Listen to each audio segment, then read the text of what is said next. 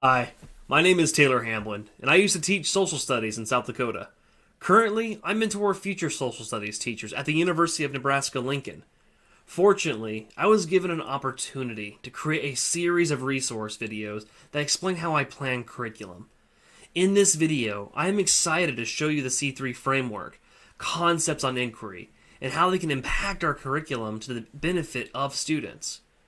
After working with the materials that I'm going to share, you will be better prepared to revise social studies standards, create unique experiences for your students, and create lessons that will support our future citizenry. Like I said in the summary of this video, our job as social studies teachers, or those who teach social studies, is to ensure that our students are able to walk into society and be a good community member, which is a very difficult task. In order to do this, there are a few tools that we can use, and my intention for this video is to share some of those tools. These tools include standards that the state of South Dakota creates. It also includes something called the C3 framework, which is a set of national standards that was created by a collection of social studies professionals, teachers, government officials, interested people who want to ensure that social studies can help train these young people. I'm also going to show you a little bit of inquiry theory where we get into what we're actually trying to do with our curriculum in order to help our students. So this is the C3 framework, and the 3 C's stand for college, career, and civic life. It is a set of national standards that really focus on inquiry, this idea of how do we get our students to inquire, how do we get them to question things and move a topic into an area that they're genuinely interested in. And I'm not going to go through the entire document. It's 110 pages long, and a lot of it's broken down into grade level and also discipline. So don't feel like you have to read the entire set. You really just need to focus on whatever discipline and grade level you have. And they have a little, beginning part right here where it helps you figure out exactly where you need to go. And I'm just going to kind of quickly go through the parts of it that I think for this video are really interesting. First of all, there are a bunch of different dimensions. There's 4, in fact, and they all kind of go over different parts of inquiry. So, for example, this very first part talks about developing questions and actually planning inquiries. And if you keep going down, you'll see that these different dimensions are also broken into different disciplines. So civics, economics, geography, and history. This is really helpful. It helps the teacher figure out exactly what they would like to zero in on. And since I'm a history nerd, I want to focus on that a lot. If we zoom in, we see under history that we could focus on something like historical sources and evidence, or we could focus on change, continuity, and context. These are all different things that if we really wanted to zero in on in a specific lesson, we could. And it's going to provide us language and ideas on how we could actually create activities to help get our students to a place where they're producing new knowledge, or they're committing some kind of actions, or doing some advocacy work. They're actually, what we call doing history. They are being engaged learners in our classrooms. Now, I would like to compare the C3 framework to the South Dakota Social Studies standards to show how the current standards fit with the C3 framework. The intention of me doing this is to show you how you are already doing inquiry in the classroom. Before that, though, I want to quickly review where we can find the standards in case we have any new teachers here. You are welcome to skip ahead already if you know where the standards are and you feel like you have a firm grasp of them. As you can see, we're on the South Dakota Department of Education website. It has all the standards for all the different disciplines. If we scroll down, we'll find social studies. I already clicked it earlier, so it already has its drop down showing us all of the different types of standards that we have available to us.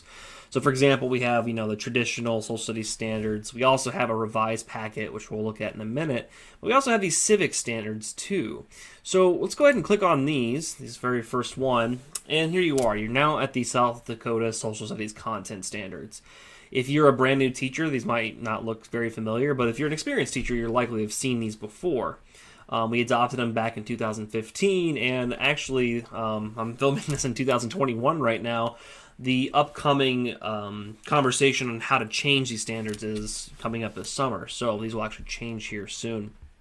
And, if we scroll down past who helped and the overview, I'm going to kind of just quickly go down to our first set. Here we go, kindergarten. We kind of see exactly what these look like. The lower grades have different disciplines like history, civics, geography, economics. And my favorite thing to do is just hit Control F, and then I just type in, 8th grade. That's the grade I taught, and so I like to pop that in, and immediately brings me down to what I'm teaching. And the lesson plan example I'm going to do in this video series is 8th grade. So now that I've described what the C3 framework is and where to find it, and also the South Dakota Social Studies standards, I really want to move into how to figure out exactly what to do with these standards and using it with the C3 framework. Fortunately, we're already doing quite a bit in our classrooms that could be considered inquiry. I'm just going to show you how to do it more formally and with intention. That way we're making sure that our students are actually, asking great questions. They're creating end products with the knowledge that you've taught them. So we're going to go ahead and go back into the C3 framework. I'm going to explain what it actually means to move students through an inquiry arc. So we're back in the C3 framework, and I'm going to go ahead and explain what's called the inquiry arc, which is really going to guide the rest of the videos and the workshops that we're going to do in the state of South Dakota. So if we scroll down, we'll see that we have a paragraph here that explains what the inquiry arc is. Unfortunately, they did us a favor and they color-coded in numbers, so we can kind of see exactly what the inquiry arc is. We have the first part, developing questions and planning inquiries. We have number 2, applying disciplinary concepts and tools. Number 3, evaluating sources and using evidence. Then finally, 4, communicating conclusions and taking informed actions. Now, we're going to really organize all of the videos around these 4, dimensions in the inquiry arc. That way you have a really solid idea of what each one actually means.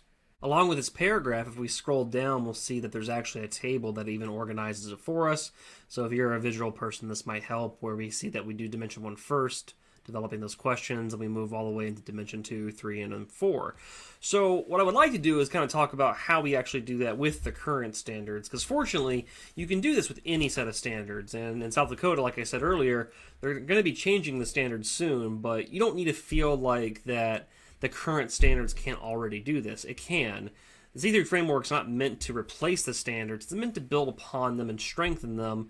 And as long as the standards have, really solid verbs like analyze, for example, or anything that the students have to do, any kind of critical thinking or action, the C3 framework will work. So we're going to go ahead and jump into the South Dakota standards real fast, and we're going to go ahead and find ourselves a standard. All right, so we're here in the South Dakota standards, and I was going to pick a standard real fast, and I saw this picture and illustration, and it's funny, you do something for years, and sometimes you don't even realize, something very simple in front of your face. And as I was looking at this illustration, I realized this is very much inspired by the C3 framework. So I'm assuming that the people who created the last set of standards were heavily inspired by it. And that just, completely strengthens the point I made earlier about how the C3 framework is already inspiring and working with our standards. And so it's not something extra, it's something that we're already doing. And why I say that is the 3 C's, college, career, and citizenship, there it is, civics, they're right here. So you got college, career, and citizenship. And we even see these, great words, and that really, to me, shows what we're trying to do with our social studies standards and discipline. It's about critical thinking and inquiry, those driving questions. It's about problem solving and communicating our ideas in that problem solving. To me, that's what social studies is all about. And I think our standards are already doing it, and hopefully they'll be even strengthened more so this year, especially along with the C3 framework.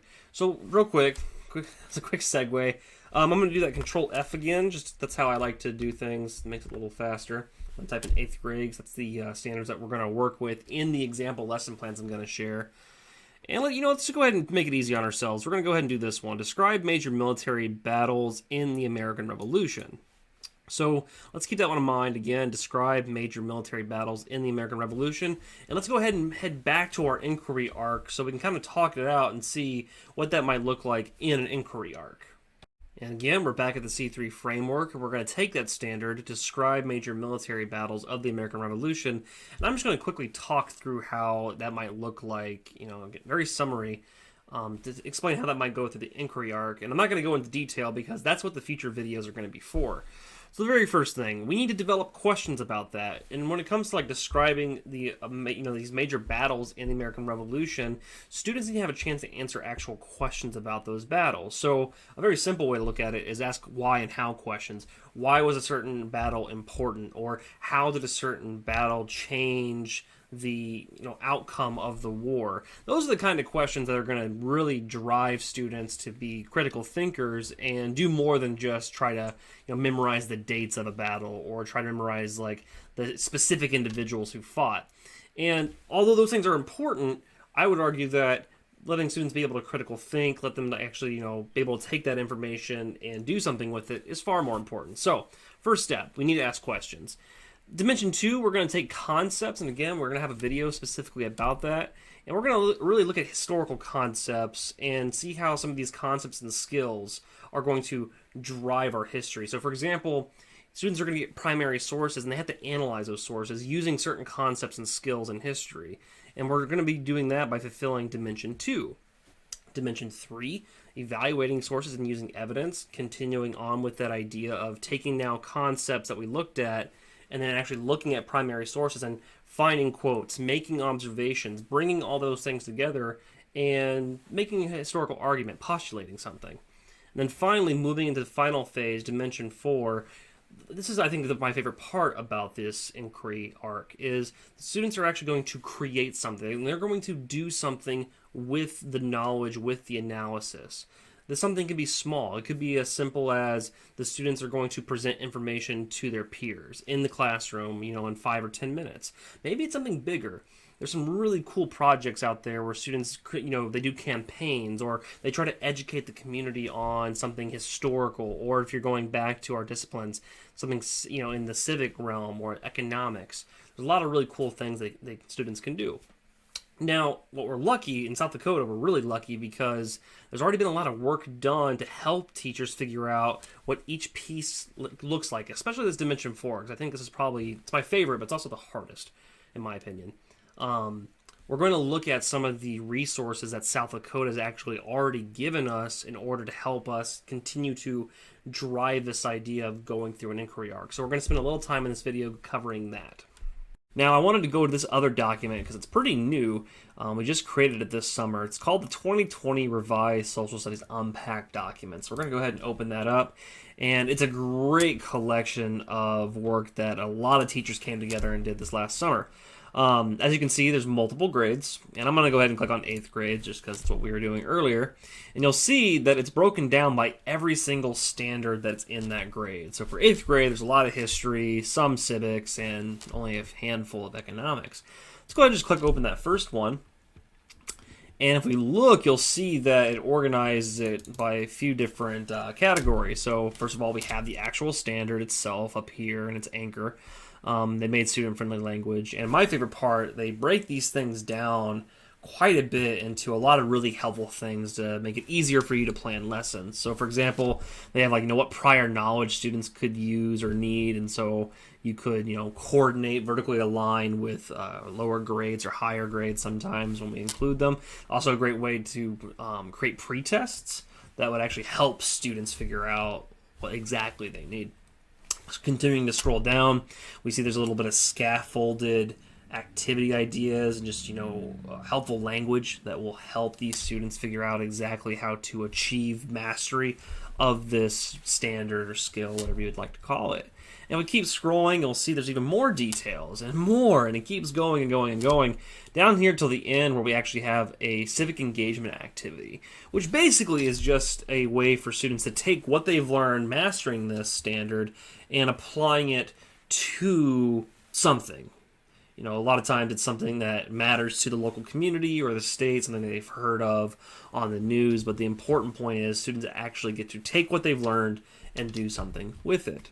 Now, throughout these sets of videos, what I would like to do is show you my process. Now that I have shown you where to find the resources, I want to show you how I organize all these resources together. And then from that, how would I create, compelling questions? How would I write a really good end task or test? How would I create my rubrics? Even how would I create my warm-ups? And then connect all these different things together into what, I would call a unit plan. All right, now we are on a Google Doc where I've already pre-made a lesson plan earlier. I'm going to use this lesson plan throughout our next set of videos to kind of show you how I would take standards and then improve the entire lesson plan. But for our purposes right now, I went ahead and just organized things so we can kind of see what we have in store for us. So, very first thing you might notice, on the very top, we have a title for this unit plan called Naming Over Indigenous Peoples. And I'll explain more of that later when we get into the next set of videos. Right now, what I really would like you to focus on is these left side row titles where I've actually, basically written exactly what we just covered. Social Studies State Standards, the C3 framework, and I call them additional standards here because sometimes I throw in something like an ELA connection just to inspire teachers to work with another set of teachers and outside their own discipline. So, very first one, State Standards for Social Studies. We see I've selected 2 8th grade standards. That's why they pick 8. So, if you're watching this and you're a high school teacher, I picked 8th grade because I thought it was a good middle ground between 8th and 12th grade. However, this lesson plan really does work well with a world history curriculum too, so I think even 9th grade standards could easily be connected. And if you're a geography teacher, economics, some psychology, sociology, hopefully just watching me build this lesson will be valuable. However, I do still think that a lot of these historical connections could connect to these other disciplines. So we see here that I've picked 2 8th grade history standards. If we keep scrolling down, we'll see I've picked others too. So C3 framework standards. I picked 2 different ones. And a lot of people ask me, like, why do I pick 2? I just kind of find it easier to focus on 2 at a time instead of, like, putting 3, 4, 5. Sometimes I even pick 1 just because I really want to zone in on some of these key words that are in each standard. So, for example, I always look for the verb, like explain, describe, analyze, organize, because in later videos I'll get more into this, but it really helps me figure out what the activities should be about and what my students should be doing, producing in the classroom that I'm going to actually assess and grade and communicate back to them whether or not they mastered this standard. Continuing down, we see additional standards. I picked OSEU 2. I picked the broad one. I could get more specific if I want, and I actually might. So throughout these videos, you might see some of these lesson plans change because I wanted to be honest in these videos and show you a genuine process. I want you to see me struggle. I want you to see me kind of grapple with an idea. Now, at the same time, I'm not going to sit here for 10 minutes and just like have you stare at me, thinking. I'll try to speed those things up, but I do want to show you what it might look like to encounter a, difficult problem and how I might troubleshoot that using the state standards, the C3 framework, and these additional standards that I've chosen. And like I said earlier, I have an English language arts connection right down here. And if you're curious where I found that in the unpacked standards, which I talked about earlier in this video. A lot of those unpacked standards have those connections to geography, economics, if we're talking about history. And depending on who the team was, sometimes those teams actually looked at the language arts standards, math standards, science standards. So we really wanted to do a good job of showing you potentially how you could be interdisciplinary. And that is it. These are the different groups of standards that we have that we just talked about. And if we keep scrolling down, you'll see that there's more to this lesson plan. There's a compelling question. There are supporting questions and warm-ups that are organized by different parts, which, when I say part, it could be the part of a same day. It could be a part of that's extended across an entire week or even like 2 weeks, 3 weeks. The idea behind this is I'm organizing it as a unit plan, but please don't see these unit plans as something that has to be exactly perfectly consecutive. I would even recommend working in other things like guest speakers, vocabulary practice, some of that other, more basic work with students that we know that they need in order to get to these higher level concepts. And if I keep on scrolling, you'll see that there's some things that are left blank because I added these and we're going to talk about them in other videos. We're going to talk about the different sources that we can find and how to find them. And also down here, my personal favorite part is we're going to talk about like how we actually assess our students being successful with the standards that we chose. So we're going to talk about summative performance tasks. Remember, summative being different than formative in the sense that it's at the very end. Students are going to produce something for you that shows you the skills that you've been teaching them, and hopefully they'll be applying a lot of the concepts and ideas that they've been getting over the last few days or however long your unit is. If we keep going down, we find that final part, taking informed action, which is similar to the unpack standards. Remember, we talked about in the unpack standards the civic engagement activity. Very similar here, where students are going to have to do something in order, like they're going to have to do something with the knowledge you've given them and be an advocate or fight for something or try to show their community that something needs to change or run for an election, gather polls, like doing those civic community actions that as citizens we need to do in order for our democracy to work. All right, so that concludes our time working through finding the standards and actually even kind of organizing them and even really outlining a little bit what we're going to do with the next 4 videos. The very next video is going to talk about taking informed action. And I'm starting with the end because I believe in something called backwards design, where we really think about what do we want our students to get out of whatever lesson, activity, unit plan that we're giving them. What do we really want those students to be able to do at the end? And so we're going to start from there, backwards. And what I'll do is I'm going to take a current real lesson that I've created and even have sent out for publication, and I'm going to take these dimensions, I'm going to take these standards, I'm going to take the C3 framework, I'm going to take the Uchetti-Sakowin standards, and I'm going to make it better. I'm going to show you exactly what that might look like. However, sometimes you wouldn't do that. Sometimes you would want to start from scratch, and that's okay too. But just for this purpose of this video series, I am going to work from a current set of lessons that I've already built. So I can't wait to see you next time. Please email me any questions. Talk to Melinda Johnson, who is the social studies specialist at the Department of Education in South Dakota. Ask her questions too, and please do not be shy. We are open books and would love to help you. Remember too, there are workshops that we'll be doing where we cover a lot of these topics. So this first workshop, we're really going to get into the nitty-gritty of how do you choose standards, where do you find the standards, and it would be best if you plan on attending those workshops if you bring lesson plans. Please bring stuff that you've already created, and if you don't have anything, if you're a brand new teacher, for example, ask around. Ask for lesson plans that you can bring. That way you could be in the practice. I would love that workshop to be a real workshop. So, until then, I hope to see many of you there. And again, if you have any questions, open book. I will see you next time. Take care.